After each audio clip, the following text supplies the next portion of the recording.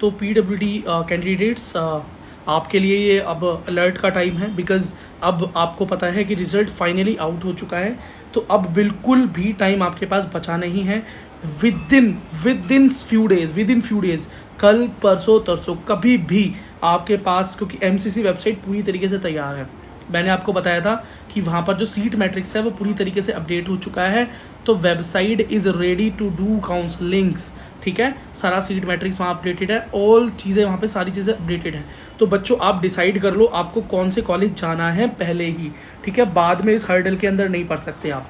और जो प्रिपरेशन और जो बेटा आपको मैंने सजेशंस दी थी, उन सजेशंस पे चलना है आपको, क्योंकि बेटा नीट से ज़्यादा बड़ी परीक्षा आपकी, बड़ा एग्जामिनेशन आपका पीडब्ल्यूडी वेरिफिकेशन है। अगर आपके मार्क्स क्वालिफिकेशन पर हैं, क्वालिफाइड मार्क्स हैं आपके, तो जो क्वालिफिकेशन मार्क्स हैं वो क्या है बेटा, इस बार के लिए मैं आपको डिस्कस कर लूँगा, लेकिन मैं थोड़ा सा आपको फिर भी बता देता हूँ।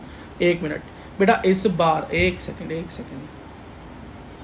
इस बार बेटा जनरल पीडब्ल्यूडी ईडब्ल्यूएस के लिए, जनरल पीडब्ल्यूडी की बात करो तो 144 है, और ओबीसी के लिए बेटा 127, एससी के लिए बेटा 127 और एसटी के लिए भी 127 ही है कट ऑफ मार्क्स। अगर आपके मार्क्स इतने हैं या इससे ऊपर हैं तो बेटा आपको आराम से एडमिशन मिल जाएगा फॉर श्योर। सिर्फ आपको पास होना है बेटा पीडब्ल्यूडी वेरिफिकेशन के अंदर। डिसेबिलिटी सर्टिफिकेट जो आपका बनेगा वो आपका एलिजिबल होना चाहिए फॉर काउंसलिंग फॉर रिजर्वेशन। अगर आप वहाँ पर रिजेक्ट हो गए तो बच्चे चाहे आपके 600 मार्क्स भी होंगे तभी भी आपका सिलेक्शन नहीं हो पाएगा। इसलिए अब आपकी परीक्षा की घड़ी आ गई है। बी प्रिपेयर्ड, नॉलेजेबल हो जाइए। जो सारे सजेशंस मैंने दिए आपको, उन सारी सजेशंस को ग्रैब कीजिए।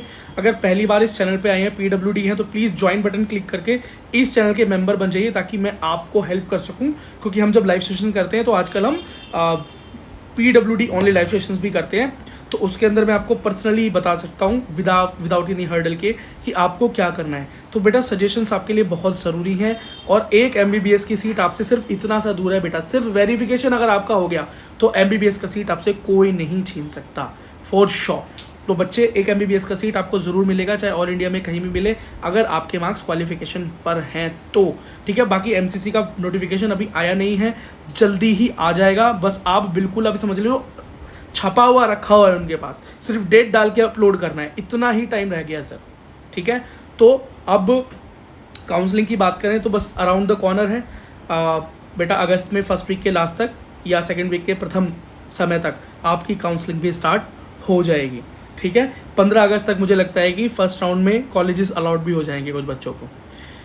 चलो इतना आगे का ना सोचते हुए मुझे सिर्फ आपको अलर्ट करना था, ताकि आप अपनी नींदों से जाग जाएं और थोड़ा सा चिंता फिक्र में तो नहीं, पर थोड़ा अलर्ट मोड में आकर अपनी प्रिपरेशंस को स्टार्ट कर दें। आपको जो मैंने हिदायत दी थी उन हिदायतों के ऊपर काम करें, अपनी सजेशन जो मैंने आपको दी थी उनको, और अपनी जहाँ मैंने आपको बोला कि यहाँ पर आपको किसी से मिलना है, फिजिशियन से मिलना है या डॉक्टर से मिलना है, या ये सजेशन लेना है, या कॉलेजेस को एक बार जाकर देख लेना है, तो बस वो अब टाइम आ चुका है बच्चों।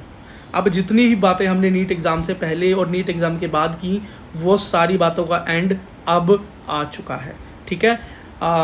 ठीक है बेटो मिलते हैं बेटा अगली वीडियो में। धन्यवाद।